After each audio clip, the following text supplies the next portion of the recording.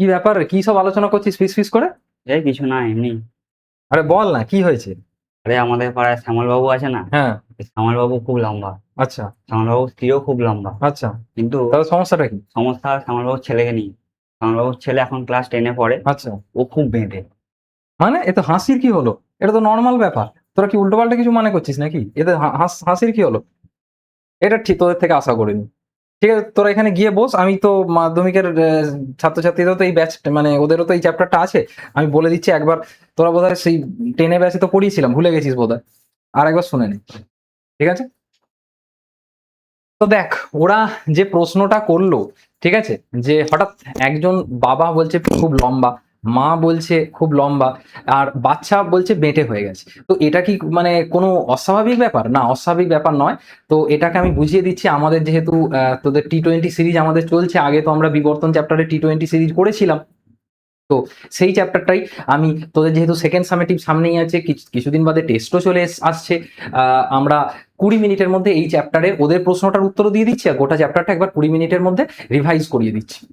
দেখ, প্রথমেই দেখ, আমি যেখানটা চলে যাব এই চ্যাপ্টারটায় মেনলি প্রথমেই আমরা যেটা হেরিডিটি আর ভেরিয়েশন। দেখ, ওদের প্রশ্নটার উত্তর বলতে গেলে আগে এই টার্মগুলো একটু খালি জেনে নে, চ্যাপ্টারটাও রিভাইজ হয়ে যাবে। যে এটা হচ্ছে এমন একটা প্রক্রিয়া, যে প্রক্রিয়া পিতামাতার চারিত্রিক বৈশিষ্ট্যগুলো সন্তানদের দেহের মধ্যে পিতামাতার চারিত্রিক সন্তানদের দেহের মধ্যে সঞ্চারিত হয়, তাকে আমরা বংশগতি বলি। ঠিক আছে, তাকে আমরা কি বলি? বংশগতি। এখন ব্যাপার হচ্ছে যে এই যে ভেরিয়েশন বা প্রকরণ, এটা কি একই প্রজাতিভুক্ত জীবের চারিত্রিক বৈশিষ্ট্যের যে পার্থক্য দেখা যায় তাকে আমরা প্রকরণ বা ভেরিয়েশন বলি। আর এটা যেখানে আলোচনা হয় সেটাকেই আমরা জেনেটিক্স বলি। ঠিক আছে, সুপ্রজনন বিদ্যা বলি। এবার প্রকরণ সৃষ্টির কারণটা কি? না, এই যে ওরা যে আলোচনাটা করছিল যে হঠাৎ করে বাবা লম্বা মা লম্বা, ছেলে বা মেয়ে বেঁটে হয়ে গেল কেন, তার কারণ হচ্ছে যে তোরা জানিস যে ক্যাপিটাল টি স্মল টি বা ক্যাপিটাল টি স্মল টি যদি থাকে, আমি পরে দেখাচ্ছি আর একবার, যে ধর বাবা হচ্ছে ক্যাপিটাল টি স্মল টি, মাও হচ্ছে ক্যাপিটাল টি স্মল টি। তো তাদের কোনো একটা বাচ্চা, অনেকগুলো বাচ্চার মধ্যে ধর কোনো একটা বাচ্চা স্মল টি তো হতেই পারে। তাহলে বাবা হয়তো শঙ্কর লম্বা, মাও হয়তো শঙ্কর লম্বা, বাচ্চা হয়তো বেটে হয়ে গেছে, তুলনামূলকভাবে খর্ব হয়ে গেছে। তো এই প্রকরণ সৃষ্টির অনেকগুলো কারণ হতে পারে, মিউটেশন হতে পারে, মিউসিসে জিনের পুনঃসংযুক্তি হতে পারে। অ্যাকচুয়ালি দেখ, আমাদের যে ক্রোমোজোম বা আমাদের যে কোষ, 23 জোড়া ক্রোমোজোম থাকে। তো 23 জোড়া ক্রোমোজোমের মধ্যে যে কোনো এক জোড়া ক্রোমোজোমকে ধর আমি নিলাম, ধর চতুর্থ জোড়া ক্রোমোজোমকে নিলাম। তো আমার তোর প্রত্যেকের কোষে যে চতুর্থ জোড়া ক্রোমোজোম, পঞ্চম জোড়ার যে ক্রোমোজোম, তার একটা আসে বাবার থেকে, একটা আসে মায়ের থেকে। তাহলে বাবার থেকে একটা এলিল আসছে, মায়ের থেকে একটা এলিল আসছে, এগুলো তোরা জানিস। তো সেই কারণে এটা আমি দেখালাম। এটা স্মল টিও আসতে পারে, একটা ক্যাপিটাল টির সাথে একটা স্মল টিও আসতে পারে, এইরকম জিনিসটা কিন্তু হতে পারে। ঠিক আছে, আচ্ছা, আমি ওখানে যাব তার আগে একটা প্রকরণ বলে দিই। এই প্রকরণটা দেখবি যে বেশ কিছু লোকজনের মধ্যে একটা ভেরিয়েশন দেখা যায়। কিরকম ভেরিয়েশন? ধর কারুর ক্ষেত্রে দেখ, কোন কিছু কিছু মানুষের ক্ষেত্রে কানের যে লতিটা কারুর ক্ষেত্রে মুক্ত থাকে, কারুর ক্ষেত্রে যুক্ত থাকে। কেউ জীব রোল করতে পারে, মানে কেউ জীবটাকে কিছুটা ইউ আকৃতির মতো করতে পারে, কেউ জীবটাকে ইউ আকৃতির মতো করতে পারে না। তো এই ধরনের প্রকরণ দেখা যায়।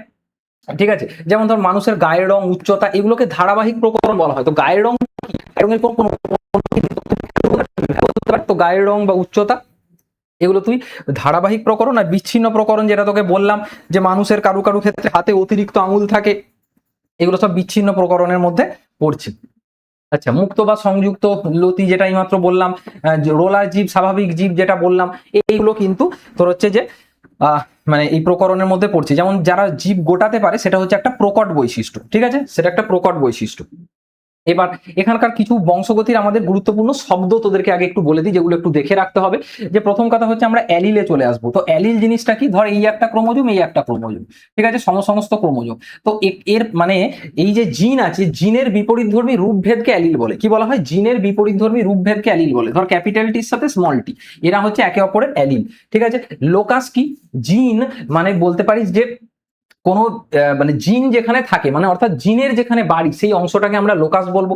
হোমো আর হেটেরোজাইগাস তোরা জানিস যে ক্যাপিটাল টি বা স্মল টি এগুলো হচ্ছে হোমোজাইগাস, আবার ক্যাপিটাল টি স্মল টি হচ্ছে তোর হচ্ছে যে হেটেরোজাইগাস। ক্যাপিটাল টি স্মল টি এক্ষেত্রে কিন্তু হয়ে যাচ্ছে তোর হেটেরোজাইগাস। ঠিক আছে, এগুলো একটু মাথায় রাখতে হবে। তারপরে যেখানটা চলে আসবো, দেখ এইগুলো আমি 20 মিনিটের সিরিজ বলে একদম তোদের যেহেতু পরীক্ষা সামনে চলে এসেছে বলে আমি একদম মেন জায়গাটাকে রিভাইজ করিয়ে দিচ্ছি। কিন্তু এর পাশাপাশি তোর হচ্ছে যে একদম মানে ফুল মানে ভিডিওগুলো তোরা আমাদের অ্যাপে ক্লাস চলছে বা চ্যানেলেও বেশ কিছু বড় ভিডিও দেওয়া আছে, সেগুলো কিন্তু তোরা দেখে নিতে পারিস। এরপর যেখানটা চলে আসবো বিশুদ্ধ ও সংকর জীব। বিশুদ্ধ সংকর জীবের মধ্যে ধর কেউ ক্যাপিটাল টি আছে, মানে যেটা আমি বললাম সেটা হচ্ছে বিশুদ্ধ, ক্যাপিটাল টি স্মল টি হলে সেটাকে আমরা সংকর বলবো। ঠিক আছে, এইগুলো একটু মাথায় রাখতে হবে। প্রকট প্রচ্ছন্ন বৈশিষ্ট্য কোনটা, ধর ক্যাপিটাল টি, ধর আমি ক্যাপিটাল টির সাথে মানে স্মল টিকে রেখেছি, তাহলে এখানে ক্যাপিটাল টিটা প্রকট, আবার ধর স্মল টি থাকলে সেটা, বা স্মল টির ক্ষেত্রে প্রচ্ছন্নকে বোঝাচ্ছে। এবার মেন্ডেলের কথা আমি যদি একটু বলি, মেন্ডেল কে ছিলেন না, মেন্ডেল পিসাম স্যাটাইভাম, মেন্ডেল হচ্ছে যে মটর গাছের উপর পরীক্ষা করেছিলেন, এবং মেন্ডেল তার সাথে সাথে যে তার পরীক্ষার প্রধান কিছু ধাপ ছিল, ধর উনি ইমাসকুলেশন করেছিলেন প্রথমে, মানে উভলিঙ্গ ফুল থেকে পুংকেশর কেটে স্ত্রী ফুলে রূপান্তর করেছিলেন, তারপর সেটাকে ব্যাগিং করেছিলেন, এবং তারপর মানে ব্যাগিং করে উনি তোর হচ্ছে যে এখানে স্বপরাগযোগ বা ইতর পরাগযোগ দুটো ঘটনাই যেন ঠিকঠাক ভাবে হয় তার জন্য উনি এই পদ্ধতিগুলো করেছিলেন। এবং তার সাথে সাথে মটর গাছ কেন নির্বাচন করেছিলেন, দ্রুত বংশবৃদ্ধি করতে পারে, উভলিঙ্গ ফুল থাকে। ঠিক আছে, দেখ তুই এমন একটা গাছকে চয়েস করলি যে ধর বহু বছর বাঁচে, তাহলে মানুষ তো নিজেই কিছু বছর বাদে সে মারা যাবে, তাহলে তাকে এমন কিছু প্রাণী চয়েস করতে হবে বা এমন কিছু উদ্ভিদ চয়েস করতে হবে যারা খুব অল্প দিন বাঁচে, যেমন ধর ড্রসোফিলা। তো ড্রসোফিলাতে ধর যখন মর্গ্যান কাজ করেছিলেন, ঠিক আছে, তো তারা তো যে কোনো প্রাণী মানে তাদেরকেই চয়েস করা হয় যারা খুব অল্প দিন বাঁচে। অল্প দিন বাঁচলে কি হবে, এক জনু থেকে পরের জনু তো বিজ্ঞানীরা খুব সহজে টেস্ট করতে পারবেন, তো এই সুবিধার জন্য মটর গাছ নির্বাচন করেছিলেন। আচ্ছা, এখানে হচ্ছে মেন্ডেলের যে 7 জোড়া বিপরীতধর্মী বৈশিষ্ট্য সেটা এখানে দেখ আমি লিখে দিয়েছি, তো এই বৈশিষ্ট্যগুলো একটু পড়ে যাবি, এখান থেকে এই প্রশ্নটা কিন্তু আসতে পারে, বা তোরা যদি একটু মনে রাখতে চাস এক্ষেত্রে তুই এইভাবে মনে রাখতে পারিস যে গোপালপুরের হরিপদ বেরা প্যাকিং সেরে কাশ্মীরে লাফালো, এই লাইনটা মনে রাখলে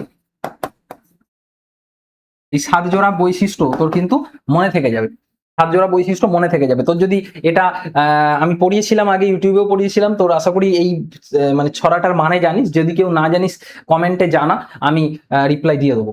ঠিক আছে, এইভাবে তুই এটাকে এই যে 7 জোড়া বিপরীতধর্মী বৈশিষ্ট্য তুই মনে রাখতে পারিস। ঠিক আছে, আচ্ছা, এরপর ওই যেটা বলছিলাম যে ধর এক সংকর জননে ক্যাপিটাল টির সাথে ধরা যাক স্মল টিকে ক্রস করানো হলো, তাহলে কি হচ্ছে, দেখ ক্যাপিটাল টি স্মল টি হচ্ছে, এবং এটা F1 জনু এবং F2 জনুতে একটা ক্যাপিটাল টি বা স্মল টি ফিরে আসছে। তো আমরা জানি ফিনোটাইপিক অনুপাত কত থাকে, 3:1 থাকে। জিনোটাইপিক অনুপাত এক সংকর জননে কত থাকে, 1:2:1 থাকে, মানে 1 capital T 2 capital T small T, 1 small T. ঠিক আছে, এবার তুই এটা ক্যাপিটাল টি মানে এটা মানে মটর গাছের ক্যাপিটাল টি দিয়ে এই এক সংকর জননটা দেখানো হয়েছে, এটা তুই মানে গিনিপিগের কালার দিয়েও বিবি দিয়ে করলো একই রেজাল্ট তুই পাবি। তাহলে এখান থেকে চলে আসছে মেন্ডেলের যে সূত্র। ঠিক আছে, এখানে দেখ মেন্ডেলের ক্ষেত্রে আমরা অনেক সময় প্রথম সূত্র দ্বিতীয় সূত্র কথাটা ব্যবহার করে থাকি, কিন্তু মেন্ডেল নিজে কখনো মানে প্রথম দ্বিতীয় এই শব্দগুলো কিন্তু ব্যবহার করেনি, এটা একটা ভুল ধারণা। ঠিক আছে, আমি বিভিন্ন বইয়ে লেখা থাকে বলে আমি এই শব্দটা এইগুলো ব্যবহার করছি, কিন্তু বেসিক্যালি তুই সূত্রটার নাম ধরে বললেই বেশি সাইন্টিফিক হয় সেটা। ঠিক আছে, যে স্বাধীন বিন্যাসের সূত্র, ঠিক আছে, কি প্রকটতার সূত্র, এরকম আলাদা আলাদা নাম ধরে বললে সুবিধা হয়। ঠিক আছে, তো অনেকে প্রকটতা সূত্রকেও প্রথম সূত্রের মধ্যে কেউ ধরে রাখতে পারেন, বা প্রকটতা সূত্রকে অনেকে আলাদাও বলেন। তো ক্যাপিটাল টি স্মল টি থাকলে ক্যাপিটাল টি প্রকাশিত হয়, এটা প্রকটতার সূত্র। তারপরে হচ্ছে যে এইটা কি বলা হচ্ছে যে যখন তোর হচ্ছে যে জনিত্রী থেকে অপত্যে দুটো বিপরীতধর্মী ফ্যাক্টর বা অ্যালিল একসাথে হলেও তারা মিশ্রিত হয় না, বরং গ্যামেট গঠনকালে ফ্যাক্টর দুটো পরস্পর থেকে পৃথক হয়ে যায় বা আলাদা হয়ে যায়। ঠিক আছে, এরপর আমরা দ্বিসংকর জননে চলে আসছি। দ্বিসংকর জননে কি বলবো, এই ধর ক্যাপিটাল ওয়াই ক্যাপিটাল আর এর সাথে স্মল ওয়াই স্মল আর এর ধর ক্রস করছি। এখান থেকেও এই যে ক্রসটা এখানে ছবিতে দেখতে পাচ্ছিস, এখান থেকে আমরা ফিনোটাইপিক অনুপাত 9:3:3:1 আছে, এবং জিনোটাইপিক অনুপাত 1:2:4 1:1:1। ঠিক আছে, কিন্তু পরীক্ষায় যখন লিখবি এই ধর কোনটা এই 4 ভাগটা, কোনটা এই 1 ভাগটা, কোনটা এই 2 ভাগটা, এটা কিন্তু মেনশন করে দিতে হবে। এটা মেনশন করে দিলে তবেই কিন্তু ফুল মার্কস পাবি। এটা মনে রাখতে অনেকের অসুবিধা হয়, কিভাবে মনে রাখবি তার জন্য আমি একটা দেখবি আমার গত বছরের মাধ্যমিকের প্লে লিস্টে চলে যাবি, সেখানে একটা এই জেনেটিক্সের ওপর বা বংশগতির ওপর ভিডিও আছে। এটা আমি মনে রাখার সহজ সূত্র আমি বলে দিয়েছিলাম, যে কোনটা ক্যাপিটাল ক্যাপিটাল আরটা কত ভাগ, ক্যাপিটাল ওয়াই স্মল আরটা কত ভাগ, এইগুলো মনে রাখার একটা সূত্র আমি বলে দিয়েছিলাম, ওটা তোরা একবার ভিডিওটা দেখে নিতে পারিস। আচ্ছা, এই হচ্ছে ক্রসটা তুই দেখতে পাচ্ছিস, এখানে কেসটা তো তোরা জানিস যে এই ত্রিভুজটার মধ্যে যারা যারা পড়বে তারা হলুদ গোল হবে, বা হলুদ কুঞ্চিত সবুজ গোল সবুজ কুঞ্চিত যেমন হয় আর কি, এটা তোরা জানিস। ঠিক আছে, এটা হচ্ছে দ্বিসংকর জনন। এখান থেকে দ্বিসংকর জননের যে আমরা সূত্রটা পাচ্ছি দ্বিসংকর জননের পর থেকে, যে সংকরায়ন কালে দুই বা ততোধিক জোড়া বিপরীতধর্মী বৈশিষ্ট্য নির্ধারণকারী ফ্যাক্টর জনিত্রী থেকে অপত্রে একত্রিত হলেও তারা মিশ্রিত তো হচ্ছে না, গ্যামেট গঠনকালে প্রতিটি ফ্যাক্টর অন্য ফ্যাক্টরের সাথে স্বাধীনভাবে সকল সমন্বয়ে সঞ্চালিত হয়। দেখ এখানে ফ্যাক্টর কথাটা ব্যবহার হচ্ছে। বেসিক্যালি ফ্যাক্টর মানে হচ্ছে, মেন্ডেলের সময় তো জিন কথাটা জানা ছিল না, ওই জন্য মেন্ডেল ফ্যাক্টর কথাটা বলতেন। ঠিক আছে, তো ফ্যাক্টর কথাটা একটু মনে রাখবি। তবে মেন্ডেল একদিক থেকে লাকি ছিলেন বলবো, যে মেন্ডেল যাদেরকে নিয়ে চয়েস করেছিলেন, মানে মোটরের যে বৈশিষ্ট্যগুলো নিয়ে চয়েস করেছিলেন, সেগুলো কিন্তু তোর মানে তারা লিঙ্কেজ শো করে না, বা তারা অন্যান্য ক্রোমোজোমে ছিল। লিঙ্কেজ কি ক্লাস 12-এ তোরা ডিটেলসে পড়বি। আপাতত মনে রাখ যে ধর তুই আর তোর বন্ধু যখন কোনো জায়গায় যাস, তো অনেক স্কুলে অনেক মানে ছাত্রছাত্রী পড়ে, সবার সাথে কি তোর সম্বন্ধুত্ব আছে? নিশ্চয়ই নয়। তুই এক বা দুজনের সাথে কোনো একটা জায়গায় গেলে দেখবি তার পাশেই বসছিস, তার সাথেই যাচ্ছিস, তার মানে তার সাথে তোর একটা মানসিক টান তৈরি হয়েছে। তেমনি যে জিনগুলো বা যে অ্যালিলগুলো যারা একদম কাছাকাছি থাকে, তারা এক জনু থেকে পরের জনু, ধর বাবা মার জনু থেকে ছেলে মেয়ের জনুতে যখন যাচ্ছে, তাদের এটা টেন্ডেন্সি হচ্ছে যে একসাথে যাব, ওই ঘটনাটাকে লিঙ্কেজ বলা হয়। কিন্তু লাকিলি মেন্ডেল যে বৈশিষ্ট্যগুলোকে নিয়ে পরীক্ষা করেছিলেন, সেখানে লিঙ্কেজ উপস্থিত ছিল না। এটা হচ্ছে মেন্ডেলের সুবিধা ছিল, নাহলে কিন্তু রেজাল্ট কিন্তু পাল্টে যেতে পারতো। আচ্ছা, এবার কিছু ব্যতিক্রম আছে, অসম্পূর্ণ প্রকটতা, যেমন ধর সন্ধ্যা মালতী মিরাবিলিস জ্বালাপাতে তোরা দেখতে পাস। ঠিক আছে, এখানকার যে অসম্পূর্ণ প্রকটতার যে কেসটা, দেখ এখানে লাল ফুলের সাথে আমরা সাদা ফুলকে ক্রস করাচ্ছি, তাহলে তো হিসেব মতো আগের যে এক্সপেরিমেন্টটা দেখলাম, এখানে তো সব লাল হওয়ার কথা ছিল, কিন্তু হচ্ছে দেখ গোলাপি। ঠিক আছে, গোলাপি হয়েছে, এবং পরবর্তী জনুতে F2 তে দেখ আবার লাল, গোলাপি, সাদা, এই তিন জায়গাটা ফিরে আসছে। ফিনোটাইপ আর জিনোটাইপ দুটোই কিন্তু এখানে সমান হয়ে যাচ্ছে। এই ক্ষেত্রে হচ্ছে ফিনোটাইপ আর জিনোটাইপ দুটোই কিন্তু 1:2:1, এটা দেখা যাচ্ছে। এটা একটু মনে রাখবি, ঠিক আছে, এটা একটু মনে রাখবি। আচ্ছা, এরপর যেখানটা চলে যাব, মানুষের লিঙ্গ নির্ধারণ পদ্ধতি। তো মানুষের যে লিঙ্গ নির্ধারণ পদ্ধতি, এক্ষেত্রে আমরা জানি যে কি হয়, যে বাবা ধর আমরা জানি যে 44AA প্লাস XY, মা হচ্ছে 44AA প্লাস XX, এরকম ভাবে দেখিয়ে দিতে পারিস। এখান থেকে গ্যামেট কি তৈরি হবে, 22A প্লাস X আর 22A প্লাস Y। ঠিক আছে, মায়ের থেকে এক প্রকারেরই গ্যামেট তৈরি হতে পারে, 22A প্লাস X। এবার কি হয়, ধর এর সাথে যদি এইটা মিলে তোর সন্তান তৈরি হয়, তাহলে কি হয়ে যাবে, 44A মানে বা AA প্লাস XX, আর এইরকম ভাবে হয়ে গেলে তোর হয়ে যাবে 44AA প্লাস XY। ঠিক আছে, তাহলে এইভাবে ছেলে হতে পারে, এইভাবে মেয়ে হতে পারে। তো এইটা তো তুই লিখবি মানুষের লিঙ্গ নির্ধারণ পড়লে। তো তবে তার সাথে আমি তোদেরকে বলবো, ফুল মার্কস পেতে গেলে তোকে কিন্তু ওই TDF বা SRY যে জিনের যে ব্যাপারটা আছে, সেটা একটু কিন্তু টাচ করে দিবি। আশা করি তোরা সেটা জানিস। ঠিক আছে, তাহলে কি বললাম, SRY আর TDF এর কথাটা কিন্তু একটু বলে দিবি। ঠিক আছে, ঠিক আছে। আচ্ছা, বা মুলেরিয়ানের কথাটাও কিন্তু একটু তোরা বলে দিবি। ঠিক আছে, এগুলো আমি পড়িয়েছিলাম, এগুলো এখন 20 মিনিটের ভিডিও বলে আমি আর ওইগুলো বলছি না, ওগুলো জাস্ট তোদেরকে মনে করিয়ে দিচ্ছি আর কি। এই হচ্ছে তার চিত্রটা, যেটা আমি বললাম। ঠিক আছে, আচ্ছা, এরপর যেখানটা চলে আসবো, সেটা হচ্ছে যে অটোজোম ঘটিত জিনগত রোগ। দেখ আমাদের যে রোগগুলো আছে, আমাদের সিলেবাসে মেনলি 3টে রোগ আছে, তাই তো, একটা থ্যালাসেমিয়া, একটা বর্ণান্ধতা, একটা হিমোফিলিয়া। এর মধ্যে কিছু রোগ আছে, বা একটাই রোগ আছে যেটা হচ্ছে থ্যালাসেমিয়া, সেটা হচ্ছে অটোজোম ঘটিত রোগ বা প্রচ্ছন্ন। অটোজোম ঘটিত রোগ মানে কি, ধর তোর একটা কোষ আমি দেখাচ্ছি, তোর দেহের কোনো একটা কোষ আমি দেখাচ্ছি, তো সেই কোষে ধর তোর 1 নম্বর ক্রোমোজোম এরম দুটো আছে, 2 নম্বর ক্রোমোজোম দুটো আছে, 3 নম্বর ক্রোমোজোম এরম দুটো আছে। এরকম হতে হতে ধর তোর 23 নম্বর ক্রোমোজোম কারুর ক্ষেত্রে এরকম আছে, এরকম আছে, কারুর ক্ষেত্রে ধর এরকম আছে, এরকম আছে, মানে দুটোই ধর XX, কারুর ক্ষেত্রে একটা XY। ঠিক আছে, যে কোনো একটা থাকবে কিন্তু, ওয়ান পেয়ার। তো এটা ছেলে হলে এদিকটা থাকবে, মেয়ে হলে ওই দিকটা থাকবে। এবার ঘটনাটা হচ্ছে, তোর যদি ধর এই XY ক্রোমোজোম ঘটিত কোনো রোগ হয়, ঠিক আছে, বংশগতি রোগ হয়, তাহলে সেটাকে আমরা বলবো লিঙ্গ সংযোজিত রোগ। আর যদি ধর এই তার আগে যে 22 জোড়া ক্রোমোজোম আঁকলাম, এখানে মাত্র 3টে দেখিয়েছি, 3 জোড়া, তো এদের মধ্যে যদি কোনো রোগ হয়, তাহলে তাকে আমরা বলবো অটোজোম ঘটিত রোগ। ঠিক আছে, তো আমাদের অটোজোম ঘটিত রোগ একটাই আছে, থ্যালাসেমিয়া। থ্যালাসেমিয়া যেটা আলফা থ্যালাসেমিয়া 16 নম্বর ক্রোমোজোমের জন্য হয়, বিটাটা 11 নম্বর ক্রোমোজোমের সঙ্গে রিলেটেড। প্রধান উপসর্গ কি থাকে, রক্তাল্পতা থাকে, প্লীহার বৃদ্ধি হয়, এই জায়গাগুলো থ্যালাসেমিয়ার ক্ষেত্রে দেখা যায়। এবং থ্যালাসেমিয়া দেখবি অনেক জায়গায় এখনো স্কুল কলেজে বিভিন্ন জায়গায় সরকার থেকে ফ্রিতে টেস্ট করা। এতে কি হয়, যদি তুই আগে থেকে কেউ ধর জেনে যায়, জীবনে তো তাকে একবারই টেস্ট করতে হবে যে সে থ্যালাসেমিয়ার বাহক, ভবিষ্যতে সে যাকে বিয়ে করবে সেও যদি থ্যালাসেমিয়ার বাহক হয়, তাহলে আগে থেকে তারা টেস্ট করে নিলে তার কিন্তু থ্যালাসেমিক সন্তানের জন্ম দেওয়ার বা জন্ম হওয়ার প্রবণতাটা কিন্তু এড়ানো যেতে পারে।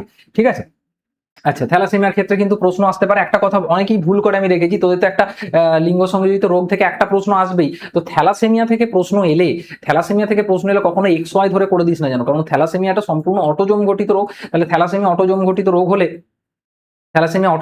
রোগ হলে তোর হচ্ছে যে মানে তোকে কিন্তু সেটা মানে এ ধরে করতে পারিস, বা ওই থ্যাল প্লাস থ্যাল এরকম ভাবে ধরে তুই করতে পারিস। ঠিক আছে, এবার এক্স ক্রোমোজোম ঘটিত যে প্রচ্ছন্ন জিনগত রোগ, এটা আমাদের সিলেবাসে দুরকম আছে। হিমোফিলিয়াটা দেখ, হিমোফিলিয়া এ যেটাকে রয়্যাল হিমোফিলিয়া বলা হচ্ছে, ফ্যাক্টর 8 এর অভাবে ঘটছে। হিমোফিলিয়া বি যেটাকে ক্রিসমাস ডিজিজ, ফ্যাক্টর 9 এর অভাবে ঘটছে। এটা রানী ভিক্টোরিয়ার প্রভাবে দেখা গেছিল, এই জন্য এটাকে রয়্যাল হিমোফিলিয়া নামটা এখান থেকেই এসেছে। হিমোফিলিয়া হলে সোজা কথা হচ্ছে যে রক্ত জমাট, মানে রক্ত একবার কেটে গেলে রক্ত জমাট বাঁধতে চায় না, দেরি হয় জমাট বাঁধতে। আর বর্ণান্ধতা হচ্ছে যে সব রং ধর সে চিনতে পারছে না। প্রোটানোপিয়া হলে লাল বর্ণ চিনতে পারে না, ডিউটেরানোপিয়া হলে সবুজ বর্ণ চিনতে পারে না, ট্রাইটেনোপিয়া হলে নীল বর্ণ চিনতে পারে না। ঠিক আছে, এবং এই যে হিমোফিলিয়া বা বর্ণান্ধতা, তোরা ক্লাস 12 উঠলে পেডিগ্রি বলে একটা জিনিস করবি। আমার ক্লাস 12 এর ছাত্রছাত্রীদের মানে আগের দিনই পড়াচ্ছিলাম, তো পেডিগ্রি বলে একটা জিনিস করবি, সেখানে তোরা দেখতে পাবি যে এই মানে কি বলবো, লিঙ্গ সংযোজিত রোগের ক্ষেত্রে, বিশেষ করে এক্স ক্রোমোজোম ঘটিত লিঙ্গ সংযোজিত রোগের ক্ষেত্রে ক্রিস ক্রস ইনহেরিটেন্স দেখা যায়। মানে ধরা যাক কোনো বৈশিষ্ট্য দাদুর থেকে মায়ের মাধ্যমে নাতিতে এলো, এই ধরনের কেসগুলো এই লিঙ্গ সংযোজিত রোগে তুই দেখতে পাবি। এদেরকে ক্রিস ক্রস উত্তরাধিকার বলা হয়, এবং এটা কখনোই তুই কিন্তু থ্যালাসেমিয়ার ক্ষেত্রে দেখতে পাবি না। ঠিক আছে, আচ্ছা, এখান থেকে কিন্তু অঙ্ক পড়বেই। আমি বারবার বলেছিলাম, আমি অঙ্ক নিয়ে আলাদা করে একটা ভিডিও করে দিয়েছিলাম, সেটা করা আছে আমার মাধ্যমিকের প্লেলিস্টে গিয়ে, এই বছরের মাধ্যমিকের প্লেলিস্ট বা এর আগের বছর প্লেলিস্ট, দুটো জায়গাতেই দেখবি, সেখান থেকে পেয়ে যাবি। অঙ্কগুলো একটু দেখে যাবি, কারণ তোদের একটা অঙ্ক কিন্তু পড়বেই, বারবার বলছি। এরপর আমরা চলে যাব জেনেটিক কাউন্সিলিং ও তার গুরুত্ব, এই চ্যাপ্টারের শেষ অংশ। তবে এটা বলার আগে খালি আমি একটা কথা বলবো। ধর ওই যে মানে যদি থ্যালাসেমিয়া বা থ্যালাসেমিয়া যদি থেকে রিলেটেড যদি প্রশ্ন পড়ে, তাহলে সেক্ষেত্রে তুই ক্যাপিটালে স্মল এ এরকম ভাবে ধরে অঙ্কটা করতে পারিস, এরকম ভাবে যেটা তোকে দেবে আর কি, সেই অনুযায়ী আর কি। মানে এখানে XY ধরার কোনো গল্প নেই। আর তোকে দিল বর্ণান্ধতা, তাহলে বর্ণান্ধতা দিলে ধর পুরুষদের ক্ষেত্রে XC+Y, এটা মানে হচ্ছে স্বাভাবিক পুরুষ। XCY এটা ধরবি, তাহলে আক্রান্ত পুরুষ। XC+, এটা হচ্ছে সম্পূর্ণ স্বাভাবিক মহিলা। XC+XC এটা হচ্ছে বাহক মহিলা। XC এটা হচ্ছে আক্রান্ত মহিলা। যেটা তোকে দেবে, এই যে 5টা আমি লিখে দিলাম, এই 5টার মধ্যেই একটা দেবে, মানে একটার সাথে একটা। এবার কোনটার সাথে কোনটা দিয়েছে সেইটা আগে বুঝে নিবি। নিশ্চয়ই তোরা সেরকম অঙ্ক প্র্যাকটিস করেছিস, না হলে আমার প্লেলিস্টে দেখে নিবি, করানো আছে।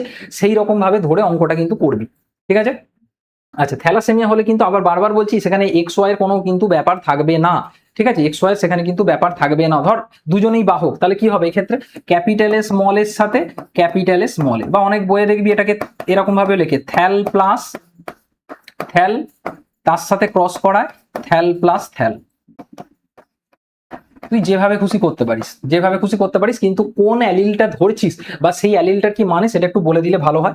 জেনেটিক কাউন্সিলিং, সেটা হচ্ছে বিবাহের পূর্বে এগুলো করা দরকার। যে এই যেটাকে তখন একটু আগে বলছিলাম না, যে পেডিগ্রি বিশ্লেষণ করা দরকার। তো পেডিগ্রি বিশ্লেষণটা হচ্ছে যে তাদের ফ্যামিলিটাকে আগে থেকে অ্যানালাইসিস করা, কারোর কোনো জিনগত রোগের ইতিহাস আছে কিনা, সেখান থেকে ভবিষ্যৎ প্রজন্মের কারোর জিনগত রোগ হতে পারে কিনা, রক্ত পরীক্ষা করা দরকার, হিমোগ্লোবিন, ইলেকট্রোফোরেসিস, রক্ত পরীক্ষা করা দরকার। তাতে কি হবে, রোগমুক্ত সমাজ আসবে। ঠিক আছে, রোগমুক্ত সমাজ হতে পারে। তাহলে এই হচ্ছে গোটা চ্যাপ্টারটাকে আমি দেখ পুরোটা শেষ করে দিলাম একবার 20 মিনিটের মধ্যে। এবং যারা এই পিডিএফটা ফ্রিতে পেতে চাইছিস, আমাদের অ্যাপটা ডাউনলোড করবি, এই ভিডিওর ডেসক্রিপশনে অ্যাপের লিঙ্ক পেয়ে যাবি। এরকম ভাবে লগ ইন করবি, লগ ইন করার পর ফ্রি মেটেরিয়াল সেকশনে চলে যাবি, বা এখান থেকে তোরা পেয়ে যাবি। আর যারা কোর্স নিতে চাইছিস, আমাদের সারা বছরে টোটাল দেখ 799 ফিজ রাখা আছে। প্রচুর জন ছাত্রছাত্রী কোর্স অলরেডি নিয়েছে। এখান থেকে 799 ফিজের এই তোরা কোর্সটা নিতে পারিস। তাহলে আশা করছি তোদের এই ভিডিওটা ভালো লাগলো। নেক্সট কি ভিডিও লাগবে সেটা কমেন্ট করে জানা, আরো আসছে ভিডিও। আর যেটা বললাম যে ওই ছড়াটার মানে বুঝেছিস কিনা সেটাও কমেন্ট করে জানা, নাহলে আমি একবার বলে দিচ্ছি। সবাইকে অসংখ্য ধন্যবাদ।